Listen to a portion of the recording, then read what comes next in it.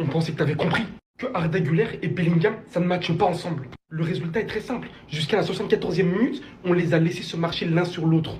Je vais peut-être être très cru, hein. Mais oh, l'autre il s'est blessé. Pour la millième fois consécutive, pas de retour avant janvier. Oh, l'autre s'est fait mal au petit doigt.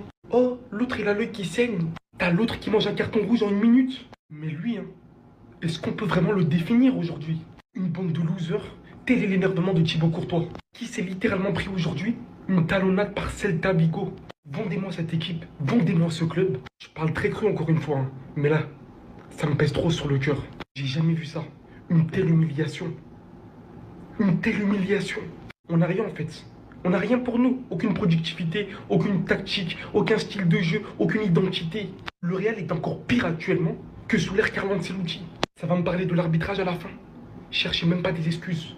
On est juste nuls. Mais qu'est-ce qu'on est nul. On est probablement sur le pire match du Real Madrid à domicile depuis le début de la saison. Pendant qu'on est là à attendre une progression, à chaque match, ils font le contraire. Lors du dernier match face à Bilbao, on avait tellement bien joué, mais je savais qu'il fallait pas s'enflammer. Fallait pas s'enflammer. Il n'y a pas plus gros vendeur de rêve que cette équipe du Real Madrid. Regardez comment on a joué aujourd'hui. Ça n'a rien à voir avec ce qu'on a montré face à Bilbao. Finalement, je me demande même, on est deuxième là, pourquoi? Si même le 18e nous met en difficulté. Aujourd'hui, on a joué face au 5e. Pour l'instant, on est mené 1-0. Le match n'est pas terminé, mais je m'en fous. On a marre des week-ends comme ça. À chaque fois, on vient devant nos télés pour se faire chier. Aujourd'hui, encore une fois, on a eu la preuve que face au bloc bas, on est incapable de proposer du beau jeu. On est incapable. Celta Vigo, comme la plupart des clubs de Liga, savent exactement comment nous avoir. À chaque fois, on passe notre temps à garder le ballon, faire des 1-2, c'est lent, même des passes qui sont censées aller à 1000 à l'heure. Tu les vois faire des passes inutiles.